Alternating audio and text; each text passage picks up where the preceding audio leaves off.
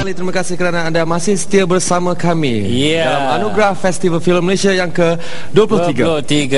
Disiarkan langsung di TV1 dan juga Astro. Dan terima kasih kepada yang menjayakan mengajukan bersama.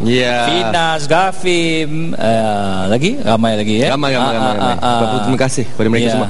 Okey. Jadi kita dah lihat tadi persembahan daripada Samsul. Wow, memang hebat. Macam mana dia punya? Mantap je. Apa dia? KKL daripada KL. Kenapa dia tak pakai Stacy gagap senang kan? Stacy lain. Tak, cuba kau fikir kan. Tengok tadi Samsul menyanyi. Itu anak dia, bapak dia menyanyi. Ya tak ya. Macam mana sebenarnya bapak dia? KKL. Yang macam joget main inang tadi ya. Saya bukan tak nak menyanyi. Kalau saya menyanyi, Samsul tak ada kat sini.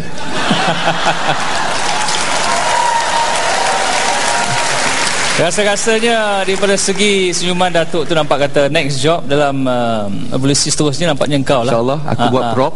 Ya. Ataupun yang mati kena langgar tu kan. Starting tu dah mati. Kau mengutuk aku hari tu kan.